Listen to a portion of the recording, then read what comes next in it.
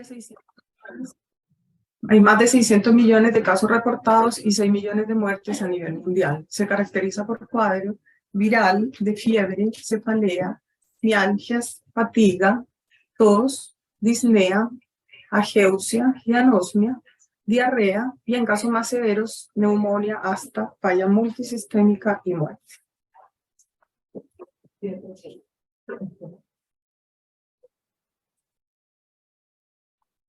Acá hubo un diagrama en que ustedes miran el reporte de la OMS en cuanto a actualizado al día de ayer, en que hay 632 millones de casos confirmados, con más de 6 millones de muertes a nivel mundial y prácticamente 13 millones de dosis de vacunas administradas, ¿cierto?, en todo el mundo. En cuanto a las manifestaciones oculares del COVID, tiene una prevalencia baja y variable. Se describen están reportadas entre el 0.8 y 55%. ¿Por qué tanta diferencia? Porque van a ser más frecuentes los casos de UCI, por ejemplo, en que los pacientes tienen casos severos. Este del 0.8 a 55 fue un update en abril del 2021. Otro reporte hablaba de 2 al 32%.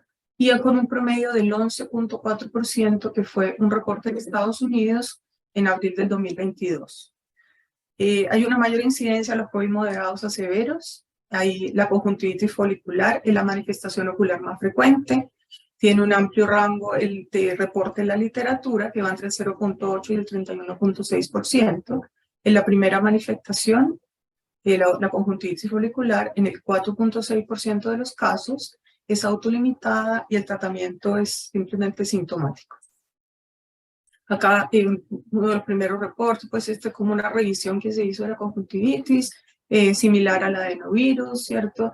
Y como les digo, es autolimitada y la más frecuente manifestación del COVID. Fuera de la conjuntivitis folicular, muchas manifestaciones se han reportado, casos de epiescleritis, escleritis, uveitis, anterior, intermedia, posterior, panuveitis y vitreitis, retinopatía asociada a COVID-19, que la vamos a mirar más adelante, la neuroretinopatía macular aguda y la maculopatía paracentral media aguda, que corresponden a síndromes tipo isquémico de la retina, oclusiones vasculares retinales, la neuritis óptica, parálisis de nervios craneales, miastenia gravis ocular, miositis orbitaria, dacryoadenitis aguda, rechazo de trasplante endotelial, entre las más frecuentes, porque la verdad es que si ustedes recuerdan, la doctora Emily Karam nos dio una conferencia de neurooftalmología y solo ella habló de miles de síndromes, ¿cierto?, que tienen que ver con neurooftalmología. Esto es un diagrama de la parte de fisiopatología en que el virus SARS-CoV-2 ingresa a la célula por receptores de enzima convertidora de angiotensina 2, está en múltiples órganos del cuerpo, riñón, pulmón, etc. Y a nivel del ojo, en la conjuntiva, la córnea, la coroides, endotelio vascular de la retina, células ganglionares, entre otros.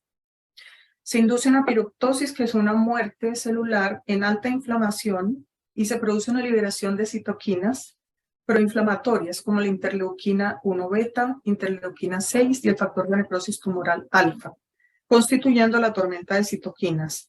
Además, se asocia el daño vascular endotelial al estado produce todo esto un estado de hipercoagulabilidad y se producen los eventos tromboembólicos característicos de esta enfermedad. El primer caso clínico del cual les voy a presentar corresponde a un hombre de 29 años, sin antecedentes personales ni oculares, que presenta un cuadro de 15 días de evolución con miodesopsias y pérdida de la visión del ojo derecho.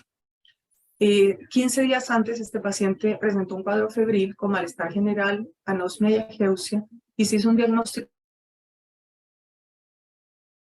de COVID-19 por prueba de antígenos. Él tuvo diagnóstico. La visión inicial del paciente corregida fue de 20/400 y 20/20. La presión del ojo ocular estaba normal. El segmento anterior no mostraba células ni fler y al fondo de ojo dilatado.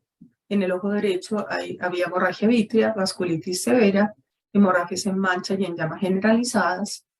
El ojo izquierdo no estaba normal, al fondo de ojo, y se hizo un diagnóstico de vasculitis retinal con oclusión de vena central de la retina y hemorragia vítrea secundaria.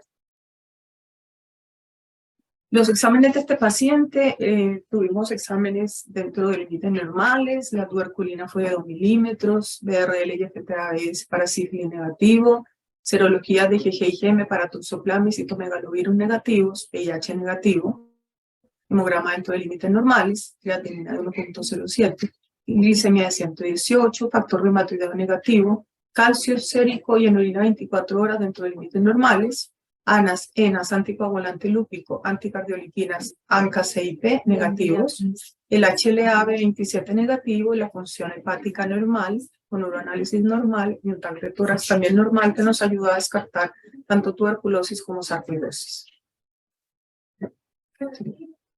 A nivel de la angiografía, vamos a ver estas imágenes a continuación. En el ojo derecho veíamos signos de oclusión de vena central de la retina de tipo vasculítico, con neovascularización al final de la arcada temporal inferior, con isquemia severa de la retina temporal.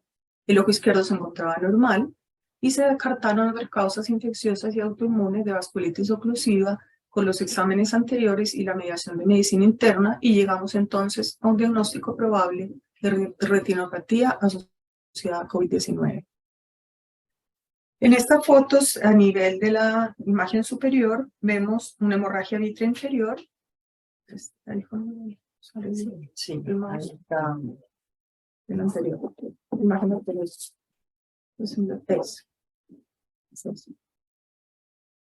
Acá se observa entonces una imagen vítrea, de hemorragia vítrea inferior, ¿cierto? Una vasculitis oclusiva en los 4 cuadrantes, en que ustedes la aprecian acá, estas imágenes vasculares, ¿cierto?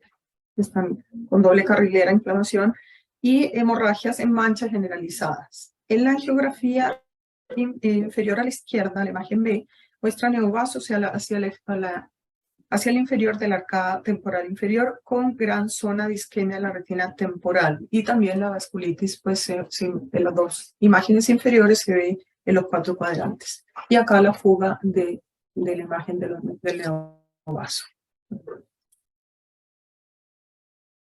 Esta corresponde a la imagen del fondo de ojo y de la angiografía del ojo contralateral del ojo izquierdo, que estaba completamente normal. En cuanto al tratamiento, en este caso se propuso para este paciente un tratamiento con prednisolona, 1 miligramo kilo día, se le dio 60 miligramos al día, en desmonte gradual, y se le realizó una vitrectomía parsplana con endoláser y aire por hemorragia vítrea densa a los 45 días del diagnóstico. 2 meses post cirugía, o sea, post esta primera vitrectomía, presentó resangrado con hemorragia vítrea densa, con percepción luminosa, y se realizó una nueva vitrectomía. Al mes de esta segunda vitrectomía, el paciente presentó un desprendimiento de retina neurosensorial macular, que nos llevó, pues, que llevó a pensar en una corioretinopatía central serosa, y se indicó láser micropulsado. La visión actual del paciente es de 20/25 y 20/20, con cicatrices de láser, membrana epirretinal, sin vasculitis retinal. Estas son las imágenes intraquirúrgicas, cortesía del doctor Juan Carlos Mejía Turizo.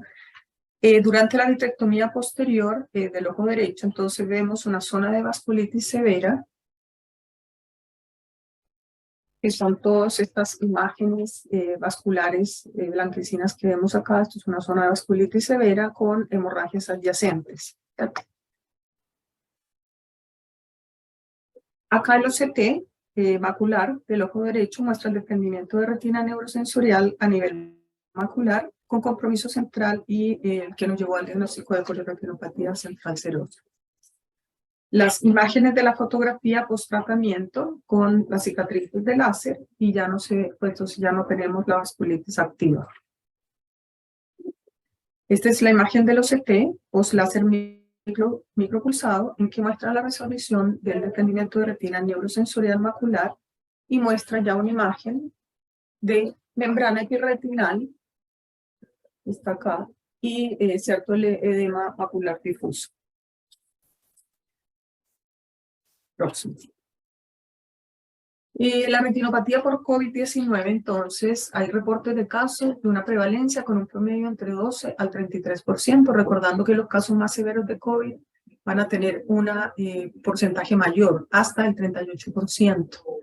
El tiempo de presentación es entre 2 a 8 días post infección por SARS-CoV-2, y los síntomas van a ser de pérdida visual, escotoma, discromatopsia y fotopsias. El compromiso retinal que se observa es de manchas blanco-algodonosas, que se observan del 7.4 al 22%, hemorragias del 9.25 al 22%, vasos tortuosos casi 13%, venas dilatadas 27%, oclusiones vasculares retinales, como la que tuvo el paciente, retinitis, corioretinitis, coroiditis tipo oco-yanayarada y serpiginosa, el AMPI, que es la epiteliopatía placoide posterior pigmentaria macular aguda, y la corioretinopatía central serosa, vasculitis retinal también ha habido casos, y de neuroretinopatía macular aguda y maculopatía paracentral media aguda. En el OCT, entonces, se ha descrito las lesiones hiperreflectivas a nivel de las capas ganglionares y plexiforme interna, predominantemente en el haz papilomacular, lo cual es sugerente de signos de daño vascular. En la fisiopatología están involucrados mecanismos de apoptosis mediados por complejos inmunos, disfunción endotelial e isquemia.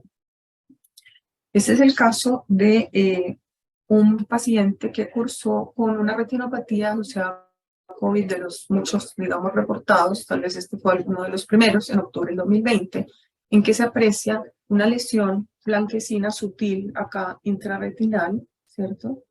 Paracentral, la presencia de múltiples hemorragias, acá una mancha de Roth, acá la imagen de vidrio esmerilado en el tracto de tórax, en la imagen de vidrio esmerilado propia de la neumonía por COVID, y imágenes de bloqueo, múltiples imágenes de bloqueo correspondientes a las hemorragias retinales.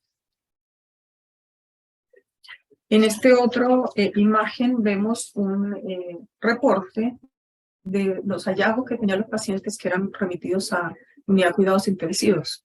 Entonces, en este caso, fue publicado este trabajo en mayo, este artículo en mayo del 2021, y en la imagen superior vemos una lesión vascular con exudación, y acá vemos hemorragias en relación a la caja vascular, una mancha de Roth, exudado blanco algodonosos en estas imágenes, y múltiples hemorragias con exudado blanco algodonosos. Acá otro caso de neuroretinitis bilateral aguda y panuveitis, que fue otro de los casos publicados. Esta se publicó en el 2021, también en Ocular Immunology, y vemos también entonces la presencia de estos múltiples manchas blanco-algodonosas y compromiso del disco óptico. Otro caso publicado también en Ocular Immunology en abril del 2021 de una oclusión de arteria central de la retina bilateral simultánea siguiendo infección profunda. Y acá otro caso de potencia, en que por primera vez se plantea al virus y el SARS-CoV-2 como un potencial gatillador de la enfermedad de Oco-Yanay-Arada. En este caso era un caso de novo, ¿cierto? Y esto se presentó en agosto, se publicó en agosto del 2021. Y aquí vemos pues la papilitis severa, el fluido subretinal y el compromiso de coroiditis difusa en ambos ojos en la angiografía. Este es otro caso, ¿cierto? Que también fue publicado este año, en que se publicó una coroiditis tipo ampiginosa bilateral, que tiene caracteres entonces de ampi y de serpiginosa. Y acá vemos unas lesiones también por retinopatía asociada a COVID, en que hay unas lesiones hiperautofluorescentes que están acá, que van progresando, acercándose hacia la mácula. Acá el OCT del otro ojo que está normal. Acá una lesión hiperreflectiva a nivel de la fobia interna y de la nuclear externa con erupción de la elipsoides. Y en la última imagen inferior, después de 10 días post-prednisolona, en que las lesiones ya muestran resolución. Otro caso publicado en agosto del 2021, también en retinopatía, en casos de COVID severos, en que también apreciamos múltiples hemorragias y manchas blanco-algodonosas. El segundo caso clínico corresponde a una mujer de 24 años, cajera sin antecedentes personales ni oculares, que presentó un cuadro de 15 días de evolución con visión borrosa bilateral sin dolor, niega COVID-19, tenía antecedente de una segunda dosis de vacuna AstraZeneca 20 días antes del inicio de los síntomas oculares y presentó una visión inicial de 20/400, 20/200 con una presión normal. A la biomicroscopía no tenía nula ni flare. Al fondo de ojo dilatado se observó una papilitis con DR serosos bilaterales en polo posterior múltiples y se hizo un diagnóstico de posible enfermedad de Burkitt-Hillman incompleta, posiblemente asociada a vacuna AstraZeneca. De los exámenes intrahospitalarios, se ven acá el hemograma normal, infecciosas como VIH, sífilis, estuvieron negativas. También el perfil autoinmune estuvo negativo, PPD4, con una radiografía de tórax normal y una resonancia cerebral normal. En la angiografía, vamos a ver las imágenes a continuación, muestra múltiples desprendimientos neurosensoriales en polo posterior de ambos ojos. En el OCT macular muestra lo mismo, ¿cierto? Múltiples desprendimientos de retina neurosensoriales bilaterales.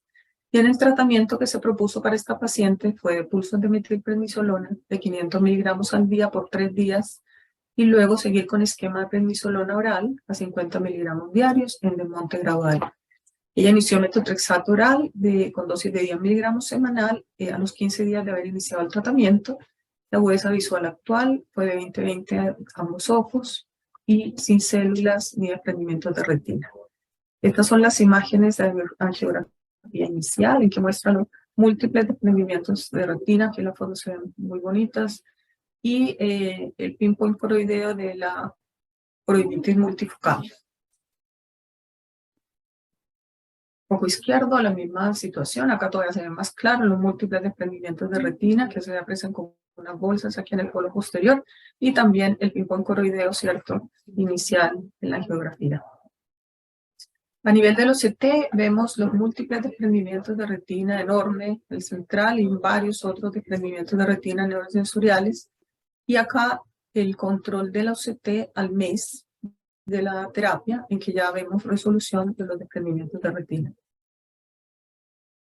El tercer caso clínico corresponde a un hombre de 61 años, ingeniero, sin antecedentes personales, con un antecedente de cirugía pterígea únicamente hacía como 30 años, que presentó un cuadro de ojo rojo con dolor intenso irradiado de mi cráneo ipsilateral.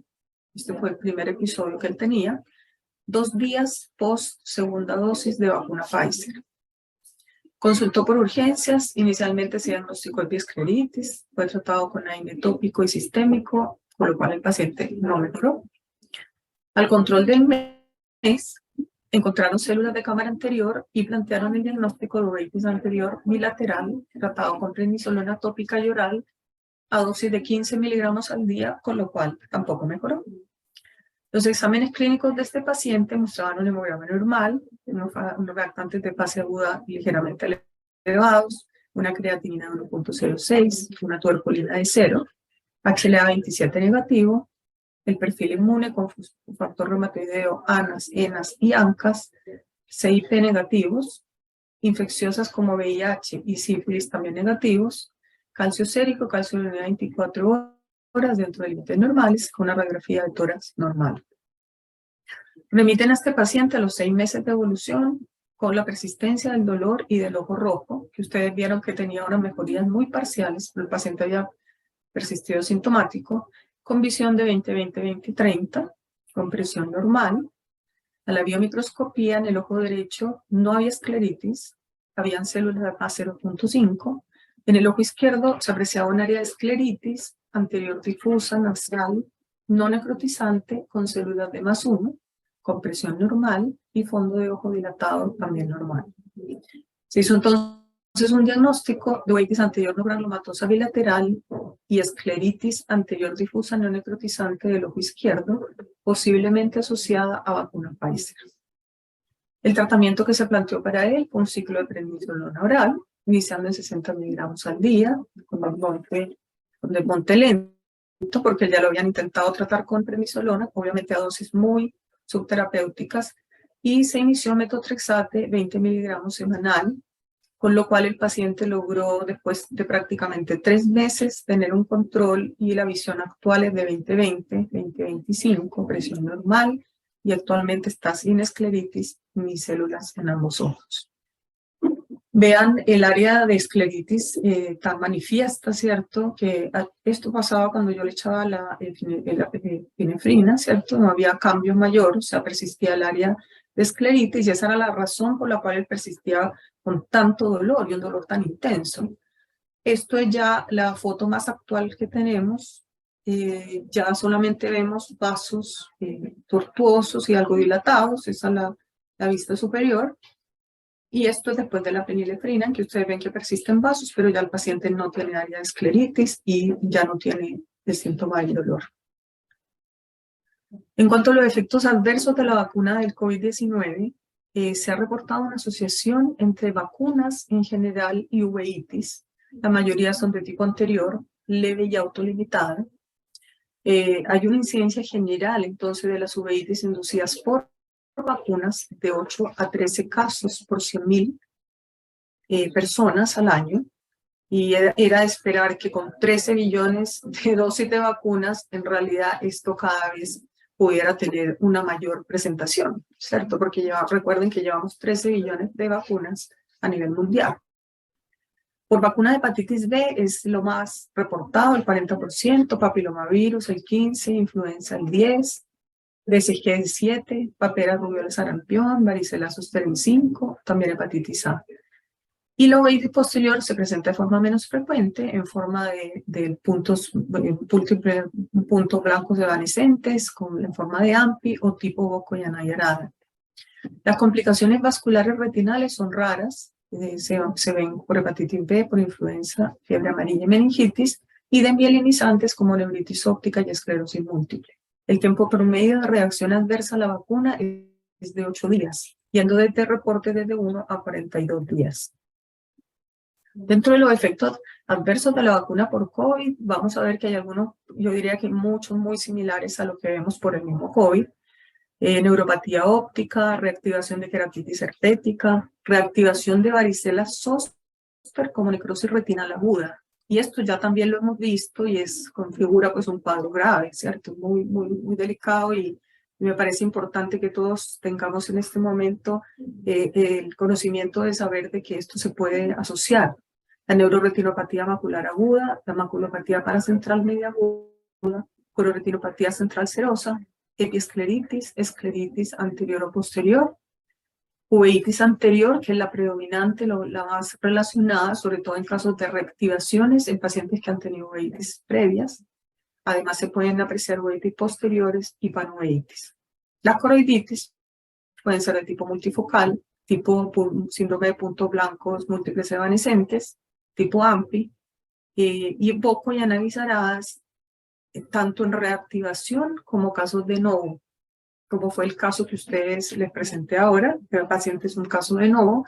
El rechazo trasplante corneal, tanto por queratoplastia penetrante como por DSAEC y DIMEC, y queratitis ulcerativa periférica también se han reportado, parálisis del sexto y del séptimo par, y fenómenos oclusivos retinales como oclusión de vena central de la retina, oclusión de rama venosa, trombosis de la vena oftálica.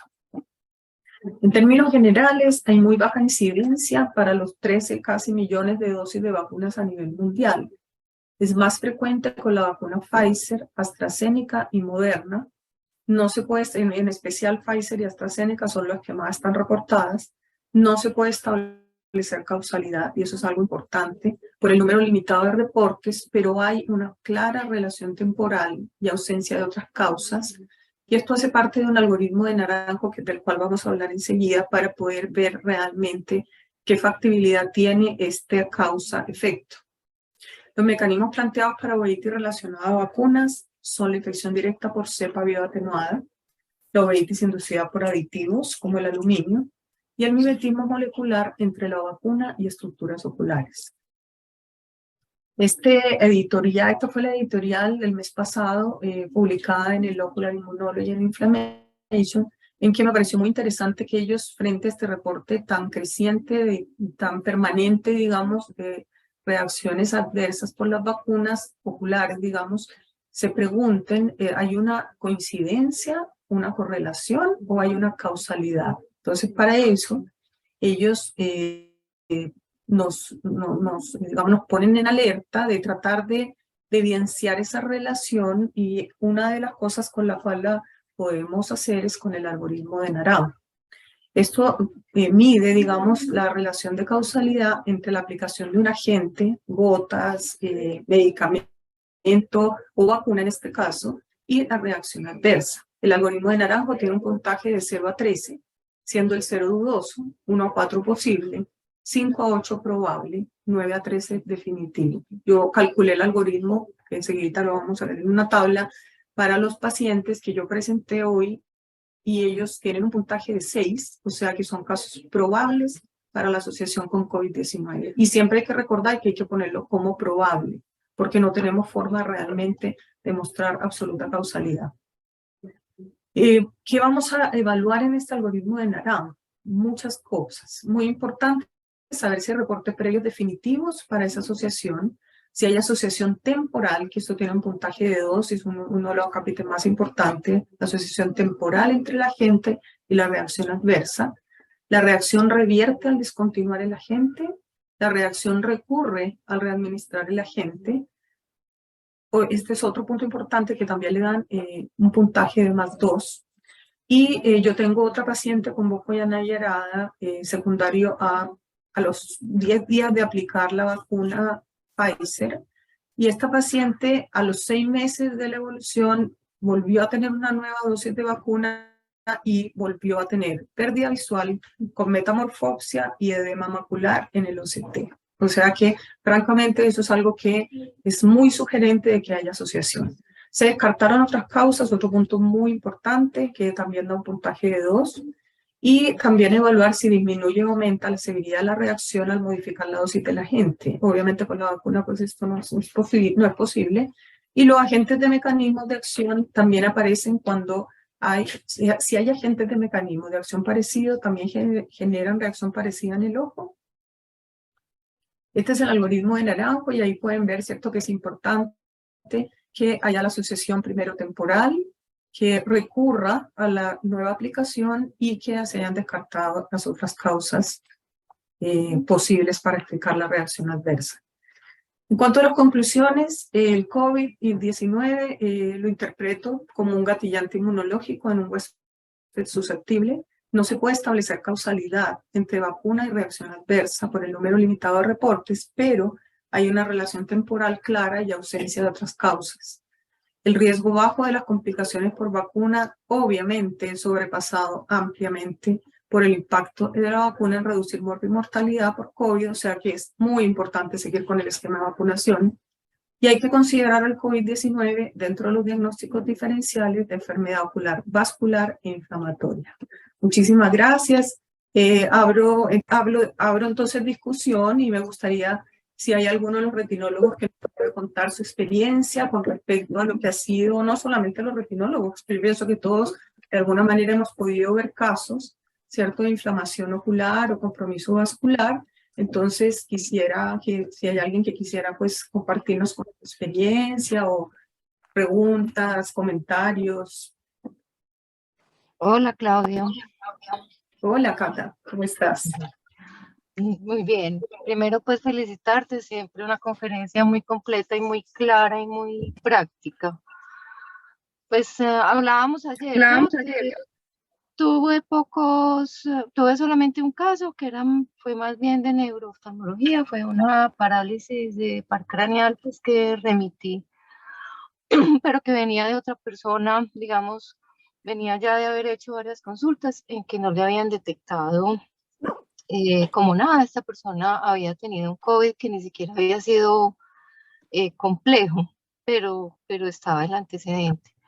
Yo creo que hay dos cosas muy importantes, como dijo Carlos, no olvidar que esto está todavía. Desafortunadamente, pues en el país no tenemos todavía todavía no tenemos la próxima vacuna o la vacuna bivalente. Y una cosa muy importante, yo creo que es revisar siempre ese tema de COVID en todo lo que es, por lo menos en lo que he leído, en todo lo que es la parte vascular, ¿cierto? O sea, tiene un espectro demasiado amplio. Uno pues se enloquece cuando mira todo lo que da, pero así son muchos de los virus. Pero en este caso especialmente, y a diferencia como de otros, toda esa parte vascular y de todas maneras revisar muy bien a los pacientes, o sea, así haya tenido un COVID hace un mes, no olvidar que pueden tener otras enfermedades, ¿cierto? Entonces, casi que de todas maneras es por descarte, o sea, no irnos como en las otras virales a que es solo viral, porque de pronto se nos puede estar pasando otra cosa que nos esté afectando incluso la vida. Y lo mismo que todo el mundo le echa la culpa al COVID de tantas cosas, como el caso tuyo tan interesante del Boco y Anaya Arada, lo que tú dijiste, es un gatillo, ¿cierto? Nunca vamos a saber si es que efectivamente lo produjo, pero yo sí creo que hay personas que tienen que tener una predisposición, ¿cierto? No, precisamente por eso es que nos da tan distinto el tema de las vacunas a todos, que a mí me tumbó, que no me la volví a poner, que a mí no me dio nada. Esas son predisposiciones individuales que de eso no entendemos todavía. Y no hay forma de uno saber, porque si uno No, supiera, pero no tenemos ningún elemento para uno decir, no, es que este paciente seguramente va a tener algún inconveniente.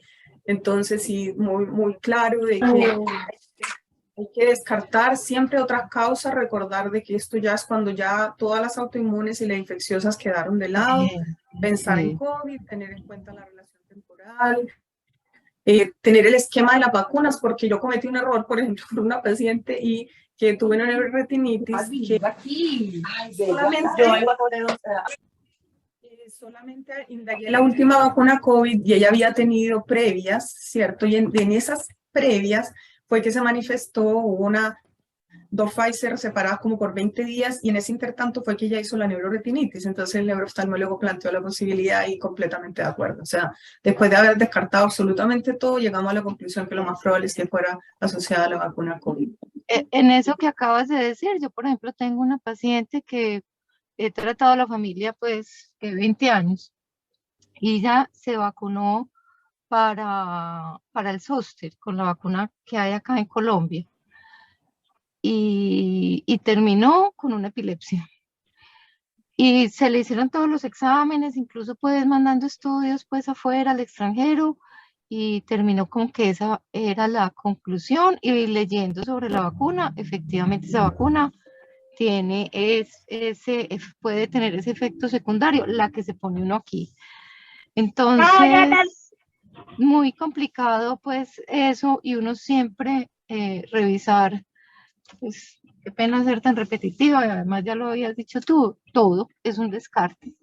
Ah, bueno, y lo otro es, pues, que los pacientes llegan y me dicen, no, es que fue hace más de 3 meses y mira lo que me dio. No, o sea, eso tampoco, pues, o sea, todo es posible en medicina, pero mira que los tiempos son, digamos, más tempranos, ¿cierto? Pensar en eso antes de los 3 meses, después de los 3 es mucho más raro, diría yo, Exacto, pues, porque ¿cierto? en lo que hablábamos con Carlos ahora del síndrome post-COVID, también hay pacientes en que se ha dado esta posibilidad, por ejemplo, de manifestaciones después de entre 2 y 3 meses, por ejemplo, ya corresponden a manifestaciones más tardías, pero no olvidar que también está el síndrome post-COVID, que también de alguna manera se puede relacionar a enfermedad inflamatoria ocular. El doctor Marco Restrepo tiene hace rato la mano levantada. Dámosle, No, por favor. muchas gracias, felicitaciones nuevamente. Gracias a ti, Cata, muy querida. Dale, Doctora, Cata. buenos días, buenos días a todos. Doctora, felicitaciones, muy buena charla. Yo tengo básicamente como dos dudas. Una es, pues sabiendo la probabilidad de que sea un disparador o que tengamos enfermedades sobreagregadas, o sea, de casualidad tuvo COVID y se manifestó una enfermedad ocular, ¿qué tan pertinente es una PCR de una muestra ocular para confirmar COVID a nivel intraocular? Y segundo, en las asociadas a vacuna, la recomendación sería para el paciente no se ponga la siguiente vacuna. A ver, las muestras intravítreas, por ejemplo, están reportadas, ¿cierto? Los estudios, y es una forma buena de además aclarar el diagnóstico. Yo pienso que si tú ya aclaraste y descartaste todo lo demás, tienes la duda aún, no te es clara la relación, perfectamente puedes acceder a hacer un PCR en vitro, por ejemplo. Con respecto a la vacuna, yo diría que si el paciente está con una enfermedad autoinmune como un Bocco y Yarada y estoy recién en tratamiento, pues yo no inmediatamente post tratamiento no lo dejaría vacunar, sino que esperaría un tiempo razonable conversando con el reumatólogo, 3, 6 meses, no sé exactamente cuánto tiempo podríamos tener, porque no me ha tocado, digamos, sino este hallazgo de esta chica que se vacunó 6 meses después, que ya pensaría uno pues que no tiene injerencia en lo que pase, y presentó nuevamente una reactivación, ¿cierto? Ahora, con respecto, por ejemplo, a las reactivaciones de herpes, sí es claro de que si tú vas a vacunar a un paciente con reactivaciones de herpes, debieras ponerle profilaxis. Se recomienda profilaxis antiviral para eso. Es como la única. Y, por ejemplo, pacientes que hagan reactivaciones de uveitis, también es importante no advertirle, sino que, o advertirle de que él debe venir a control y hacerle un control estricto, porque puede que si le da COVID o tiene vacuna, haga una reactivación. Entonces, en ese caso, hay que estarle haciendo un seguimiento estricto. No sé si respondo tu pregunta, Marcos. Sí, doctora, mil gracias. A ti. No sé si tienen algún otro comentario, alguien que quiera contarnos sobre su experiencia con los pacientes. Claudia, Carlos. hola. No, una cosa que quería aclarar también es que cuando uno escucha esa conferencia, que te felicito, qué gran conferencia.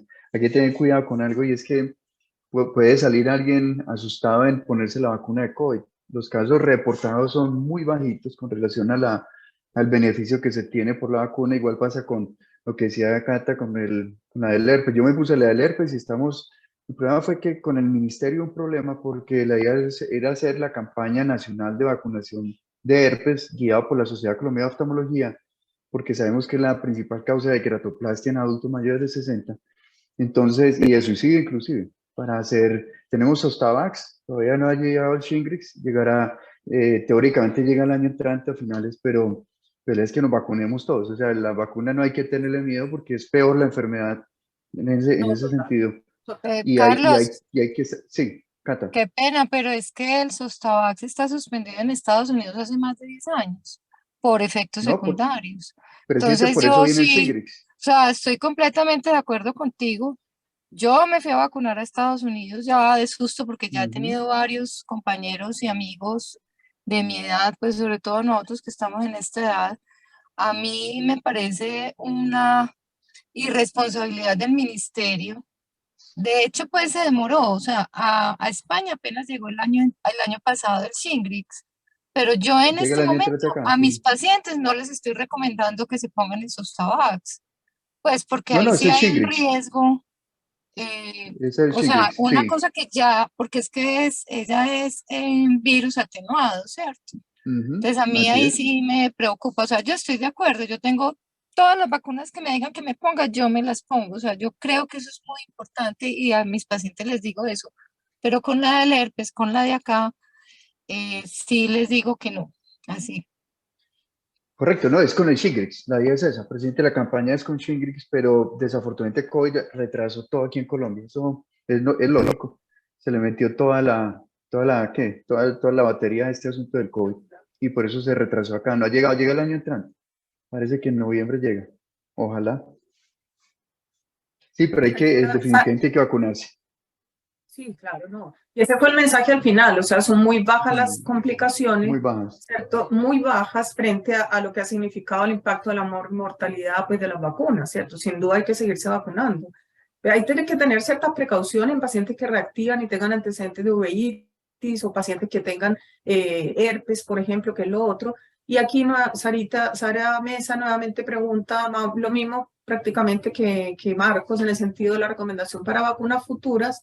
Yo pensaría que eso simplemente hacer profilaxis viral, que es la única recomendación real que hay en los pacientes que hacen reactivaciones herpéticas y estar pendientes, digamos, en caso de una posibilidad de una reactivación en pacientes que hayan tenido uveitis. Y sí, yo diría que básicamente eso.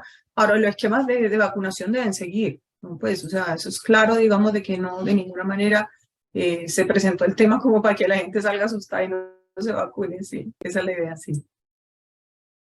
Muchas gracias. No sé si tienen algún otro comentario o quieren comentar alguna otra cosa.